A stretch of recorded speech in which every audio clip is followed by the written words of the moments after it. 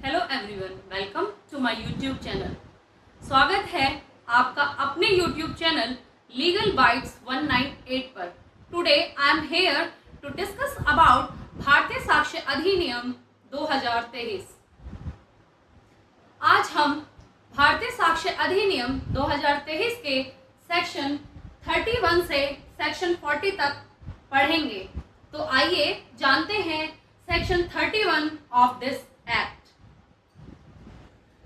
Section 31. Relevancy of statement as to fact of public nature contained in certain act or notification.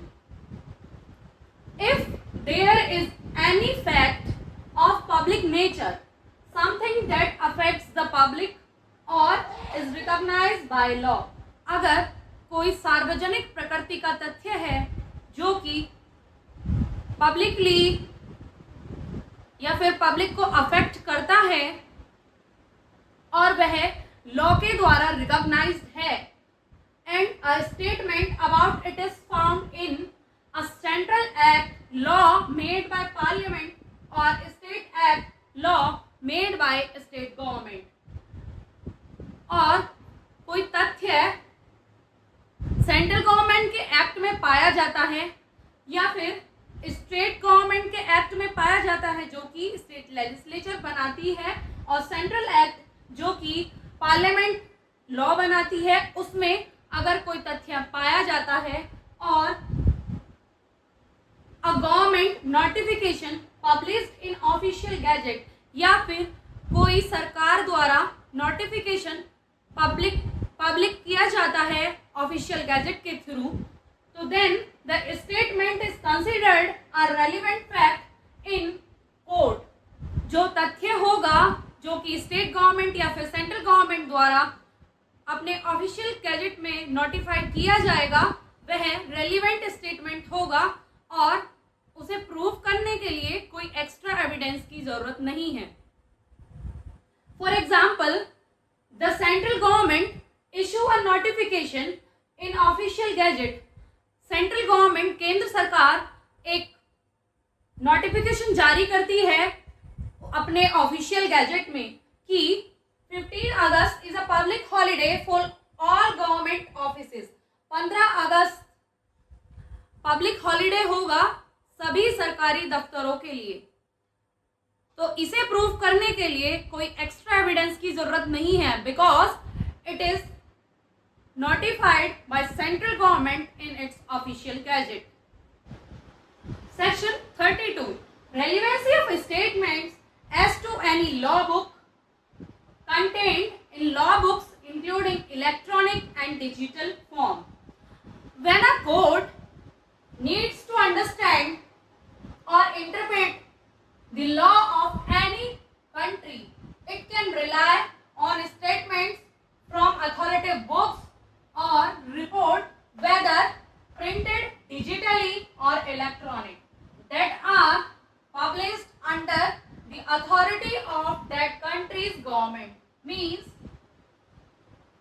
जब अदालत किसी देश के कानून को समझने की या उस पर निर्णय लेने की स्थिति में होती है, तब वह अदालत उसकी लॉ बुक्स या फिर जो ऑफिशियल नोटिफिकेशन उस कंट्री की गवर्नमेंट द्वारा पब्लिश किया गया है उन पर निर्भर कर सकती है। This includes books containing those laws, किताबें जिनमें वह कानून है, और law reports, court rulings publish under the authority और इन ऑफिशियल चैनल्स।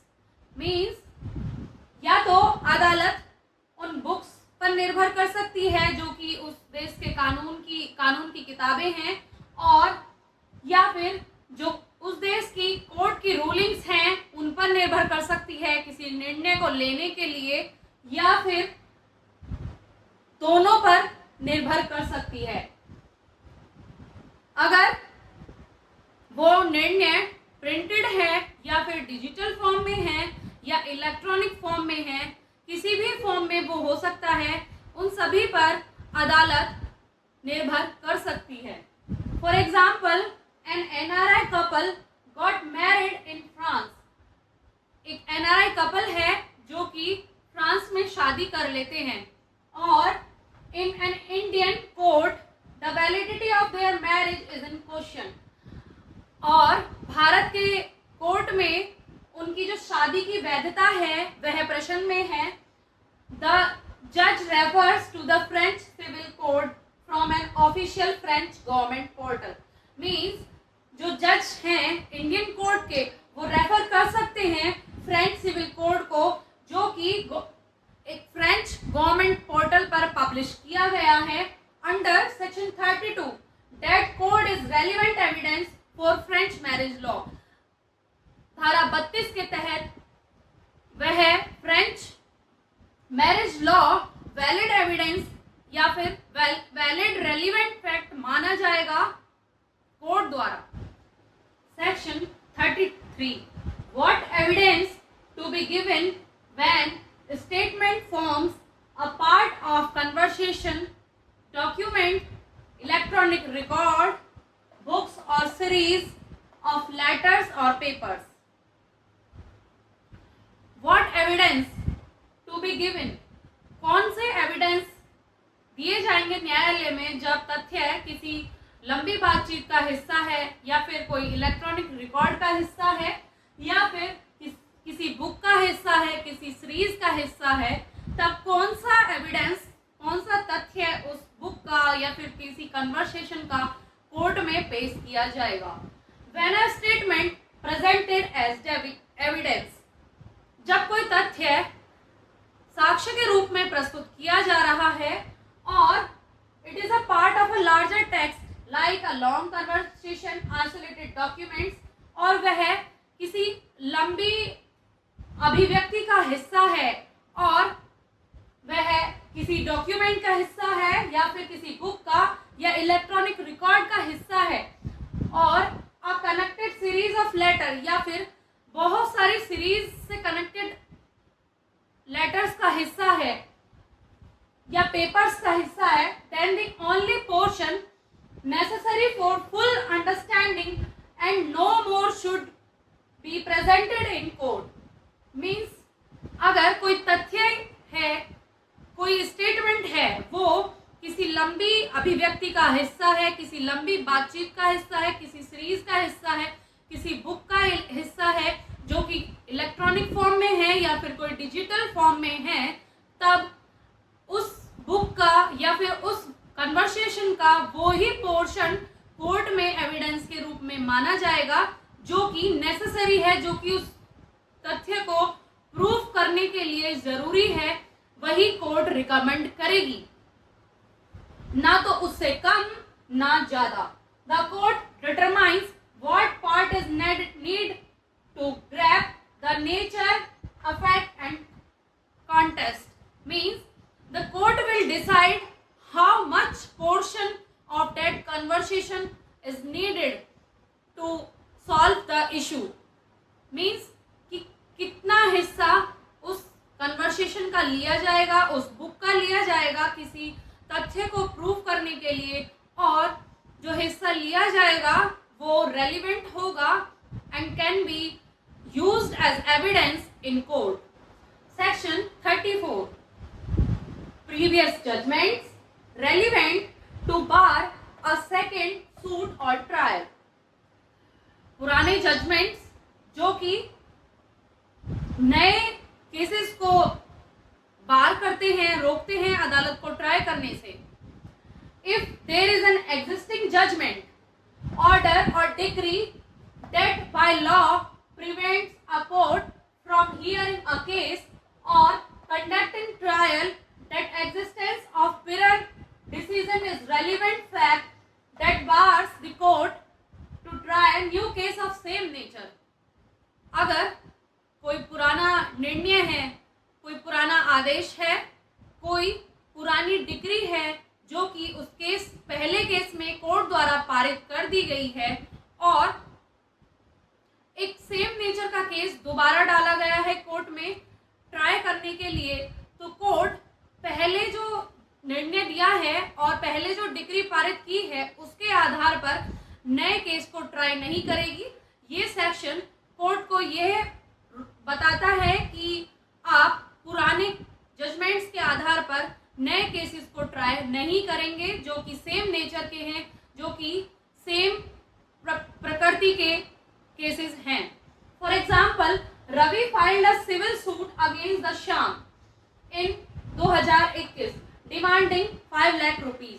रवि ने एक सिविल सूट दायर किया श्याम के खिलाफ 2021 में और 5 लाख रुपए की मांग की। The court dismiss the case due to lack of evidence. Court ने यह केस साक्ष्य न होने के आधार पर डिसमिस कर दिया। In 2023 Ravi tries again for the same. Ravi ने 2023 में फिर दोबारा से वही मैटर का केस दोबारा कोर्ट में डाला और सेम नेचर का था। Under section 34 the earlier judgement is relevant fact. धारा 34 के तहत जो पहले जजमेंट कोर्ट ने पारित किया था इस केस में लैक ऑफ एविडेंस के वजह से केस डिसमिस कर दिया था, वही रेलिवेंट फैक्ट होगा इस केस में दोबारा। और कोर्ट को ये रोक लगाता है सेक्शन 34 कि आप इसी सेम नेचर का कोई भी सूट एंटरटेन नहीं करेंगे। This section avoids multiplicity of litigation. Means ये सेक्शन ये रोक लगाता है कि सेम नेचर के सेम ही सब्जेक्ट मैटर के बहुत सारे केसेस ना हो, जुडिशरी पे कोई बर्डन ना हो। Section 35 relevancy of certain judgements in probate such as jurisdiction. When a final judgment order decree from a competent court or tribunal acting probate, matrimonial, admiralty, insolvency jurisdictions confers or removes a legal character or declares a person entitled to certain character not just again a specific individual but absolutely, then it is considered relevant when determining that person's legal status or title. Moreover, it serves as conclusive proof regarding when the character or entitlement began and ended or whether a property belonged to that person at the time. Means यदि कोई अंतिम फैसला, आदेश या decree जो probate, matrimonial, एडमायरलिटी या insolvency जैसे विशेष क्षेत्रों से संबंधित है या न्यायाधिकरण द्वारा जारी किया गया हो, किसी व्यक्ति को कोई कानूनी पहचान प्रदान करता है, उसे हटा देता है या उसे कोई विशिष्ट अधिकार या संपत्ति का हकदार घोषित करता है और वह विशिष्ट व्यक्ति के खिलाफ नहीं बल्कि स्वाभाविक रूप से लागू होता है, तो यह उस व्यक्ति की कानूनी दशा या हक की पुष्टि के लिए प्रासंगिक माना जाता है। साथ ही यह बात कि न्यायालय के से अंतिम प्रमाण होता है कि वह पहचान या अधिकार कब से लागू हुआ था या समाप्त हुआ है या संपत्ति कब से कब तक उस व्यक्ति की थी। Section 36 relevancy and affect of judgement orders and decrees other than those mentioned in section 35 are considered relevant pertain to matter of public nature that are relevant to legal inquiry. However, such decisions are not conclusive proof of what they assert. Means धारा 35 में बताए गए मामलों को छोड़कर यदि कोई सार्वजनिक प्रकृति का मामला है जिसके अनुसार कोई डिक्री, कोई निर्णय या कोई आदेश पारित किया गया है और वह जांच करने योग्य है, तो जो डिसीजंस बनाए गए हैं या फिर जो डिसीजंस दिए गए हैं वो कंक्लूसिव प्रूफ नहीं माने जाएंगे और जो तथ्य हैं वो रेलिवेंट फैक्ट्स माने जाएंगे। For example, A sues B for trespassing on his land. A ने बी पर वाद लाया ट्रेसपास करने के लिए, उसकी जमीन पर जबरन घुसने के लिए ए ने बी पर वाद लाया। B claims that there is a public right of way on the land which A denies. B कहता है कि जो जमीन है वहां पर सार्वजनिक प्रकृति का रास्ता है या फिर सार्वजनिक प्रकृति का मार्ग है, जो कि ए कहता है कि वैसा कुछ नहीं है। Previously A had sued C for trespass. पहले भी ए ने सी को ट्रेसपास करने के लिए शू किया था और सेम लैंड पर, and C also claim same right to way. और सी ने भी वही राइट क्लेम किए थे जो कि बी ने किए थे, कि जो रास्ता है, जो मार्ग है, वो सार्वजनिक प्रकृति का मार्ग है, उसे कोई भी यूज कर सकता है, उस पर कोई भी आ जा सकता है। The court had passed a decree in favour of C. Court ने सी के फेवर में एक डिक्री पास की कि हाँ, जो सी कह रहा है कि जो रास्ता है वह सार्वजनिक प्रकृति का है, उस पर कोई भी आ जा सकता है। Then the existence of decree A versus C is relevant evidence in the current case. तो हम ये मान लेंगे कि जो ए वर्सेस सी का केस है उसमें जो डिक्री पारित की गई है कोर्ट के द्वारा, वह रेलिवेंट एविडेंस होगा, वह प्रासंगिक साक्ष्य माना जाएगा in the current case of A versus B. But it is not a conclusive proof that public right of way truly exist. But ये कंक्लूसिव प्रूफ नहीं माना जाएगा कि वहां पर वास्तव में सार्वजनिक प्रकृति का मार्ग है।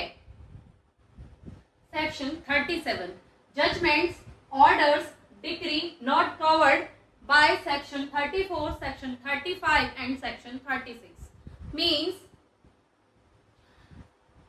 निर्णय, ऑर्डर, आदेश, डिक्री, जो कि सेक्शन 34, सेक्शन 35 और सेक्शन 36 में कवर नहीं है या फिर दिए हुए नहीं हैं, वो अप्रासंगिक माने जाएंगे कोर्ट की प्रोसीडिंग्स में, जब तक कि there existence itself affect an issue in the case or they are relevant under another provision of the PSC।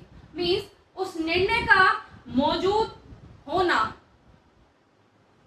या अधिकार से संबंधित मामले का प्रश्न विषय में होना या फिर वह रेलिवेंट तब माने जाएंगे जब तक कि वह बीएसए के अनदर प्रोविजंस के अंडर दिए गए हों। Under section 37 there are various illustrations which have been given. I have taken 2 illustrations to understand this section.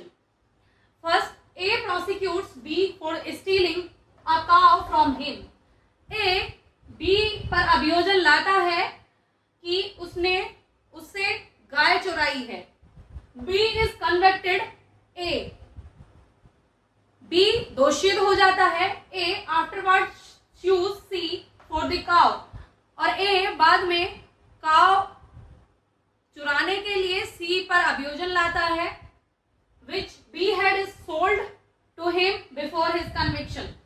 जो कि B ने C को बेच दी थी दोष सिद्ध होने से पहले। As between A and C, the judgment against B is irrelevant.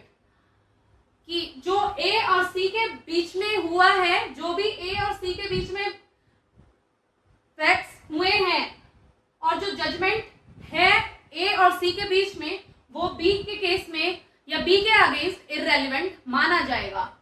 Second, A is charged with theft. A चोरी के लिए चार्ज किया जाता है and with having been previously convicted for theft. और पहले वह theft करने के लिए, चोरी करने के लिए दोषित हो जाता है। The previous conviction is relevant as fact and issue. जो previous conviction था, जो पहले केस में उसे दोषित किया गया था, वह सुसंगत तथ्य माना जाएगा इस केस में कि A is charged with theft, कि A पर जो पहले आरोप लगा था और वह दोषित हो गया था, वह करंट केस में रेलिवेंट फैक्ट माना जाएगा और एविडेंस के रूप में कोर्ट में पेश किया जा सकता है। सेक्शन 38 फ्रॉड और कोलिजन इन ऑब्टेनिंग जजमेंट्स और इनकॉम्पिटेंसी कोर्ट में बी प्रूव्ड। निर्णय अभिप्राप्त करने की जो कि साठगांठ से या धोखाधड़ी से किए गए हैं, न्यायालय की अक्षमता प्रूव की जा सकेगी तब जबकि if someone wins a court case by cheating, अगर कोई कोर्ट केस चीटिंग से जीतता है, धोखाधड़ी से जीतता है या मिली भगत करके जीतता है, और if the court that gave judgement did not have jurisdiction to decide the case, और जबकि किसी कोर्ट का जुरिडिक्शन उस केस को ट्राई करने का नहीं है और कोर्ट फिर भी उस केस को ट्राई करती है, तब न्यायालय की अक्षमता प्रूव की जा सकेगी। Any party to a suit or other proceedings, कोई भी पार्टी किसी सूट में या फिर अनदर प्रोसीडिंग्स में show that any judgement order or decree, यह बता सकती है या यह दिखा सकती है कि कोई भी निर्णय, कोई भी आदेश, कोई भी डिक्री जो कि सुसंगत है सेक्शन 34 के अंदर, 35 के अंदर और 36 के अंदर, and which have been proved by the adverse party, और जो विपक्ष पार्टी है उसने यह सब कुछ प्रूव किया है, was delivered by the court who is not competent, और यह आदेश, यह निर्णय, यह डिक्री उस कोर्ट ने दी है जो कि उस केस को ट्राई ही नहीं कर सकता, कॉम्पिटेंट ही नहीं है उस केस को ट्राई करने के लिए, तब जो निर्णय उस कोर्ट ने दिया है या जो डिक्री उस कोर्ट ने दी है या कोर्ट की अक्षमता प्रूव की जा सकेगी इस बिहाफ पे कि वह उस केस को ट्राई करने के लिए अथॉराइज नहीं था, या फिर जो उसने केस ट्राई किया है वो धोखाधड़ी या फिर मिली भगत से जीता गया है, या फिर वह किसी साठगांठ से जीता गया है। सेक्शन 39 ओपिनियन ऑफ एक्सपर्ट, विशेषज्ञों की राय। If a court need to form an opinion on specialized matters such as foreign law, science, art, handwriting or finger impressions, then the opinion of people who are especially skilled in those areas, means expert, are considered relevant fact. means अगर court को किसी expert की opinion चाहिए किन fields में, उन fields में जो साइंस से रिलेटेड हैं, जो फॉरेन लॉ से रिलेटेड हैं, जो फील्ड्स फिंगरप्रिंट्स वगैरह से रिलेटेड हैं, उन फील्ड्स में अगर कोर्ट को एक्सपर्ट की ओपिनियन चाहिए और एक्सपर्ट अपनी ओपिनियन देते हैं, तो जो वो ओपिनियन देंगे वो रेलिवेंट फैक्ट माना जाएगा और it can be produced as evidence in court. For example, A caused death by poison here. A की मृत्यु जहर के कारण होती है। इसे प्रूव करने के लिए कोर्ट को एक मेडिकल एक्सपर्ट की आवश्यकता होगी। वो मेडिकल एक्सपर्ट इस चीज को प्रूव करेंगे कि क्या ए की डेथ पॉइजन से हुई है या नहीं। अगर यह पाया जाता है मेडिकल में कि ए की डेथ पॉइजन से हुई है, तो जो एक्सपर्ट ने अपना ओपिनियन दिया है वो रेलिवेंट होगा और एज अ एविडेंस कोर्ट में प्रस्तुत किया जा सकता है। Section 40 facts bearing upon opinion of experts. Facts that would otherwise be irrelevant become relevant if they support or contract the opinion of an expert. Means तथ्य अगर सुसंगत नहीं है, वे सुसंगत तब होंगे जबकि किसी एक्सपर्ट की राय उन पर दी गई है, वह तथ्य किसी एक्सपर्ट द्वारा सपोर्ट किए गए हैं, and only when the expert opinion itself is is relevant to the case, और तब जबकि एक्सपर्ट की जो ओपिनियन है वो सुसंगत है उस केस में कि जो स्थिति है, जो फैक्ट है वो वास्तव में घटित हुआ है। Example, if the issue is whether A was poisoned by a certain poison. मुद्दा यह था कि ए को जहर दिया गया एक विशेष जहरीले पदार्थ से, then fact that others poisoned by the same substance means question ये भी था कि जो अन्य व्यक्ति हैं वह भी, उनको भी जहर दिया गया है किसी अन्य पदार्थ से। तो जो अगर वे लोग सेम सिम्टम्स दिखाते हैं, अगर ए और अदर्स जो हैं पर्सन्स वो सेम सिम्टम्स दिखाते हैं, तो यह रेलिवेंट होगा कि उन्हें सेम पॉइजन दिया गया है, सेम सब्सटेंस का पॉइजन दिया गया है। If you like my video, do subscribe my channel. Thank you.